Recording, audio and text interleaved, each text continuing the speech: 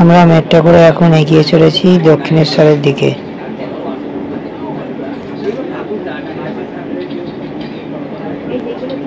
মোটামুটি বিকেলের মধ্যেই আমরা পৌঁছে গেলাম দক্ষিণেশ্বরে।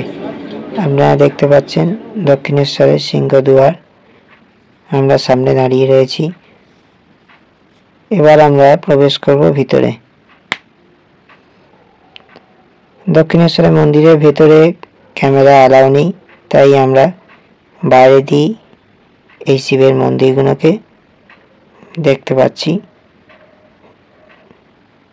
6টি শিবের মন্দির পাশাপাশি দেখা যাচ্ছে,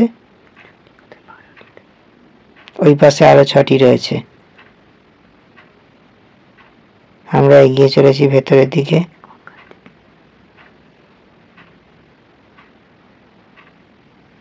ভিতরে প্রবেশ করার ফলে সেখানে আর ক্যামেরায় ভিডিও করা যায়নি।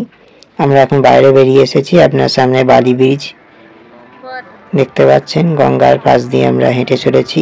দূরে গঙ্গা দেখা যাচ্ছে।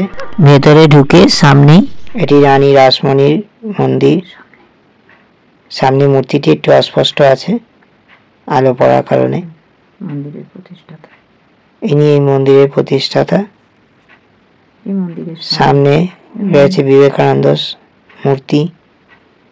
সন্ন্যাসী রূপে তিনি যখন পরিব্রাজক রূপে সারা ভারত ভ্রমণ করেছিলেন।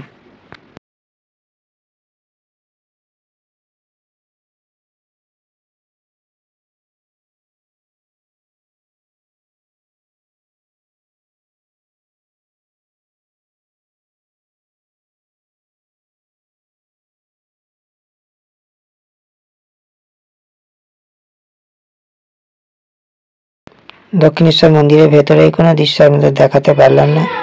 আমরা এবার দক্ষিণেশ্বর থেকে বেরিয়ে চলেছি আদ্যাপীঠের দিকে। এখন আমরা বর্তমান রয়েছে আদ্যাপীঠ মন্দিরে। সামনে আদ্যাপীঠের প্রাঙ্গণের মন্দিরগুলি পাশারি দিয়ে আপনারা দেখতে পাচ্ছেন। ভিতরে মাইকেল পাচ্ছেন, দেখা যাচ্ছে নাট মন্দিরে নাম সংকীর্তন হচ্ছে। কিছুক্ষণ পরেই আরতি আরম্ভ হবে।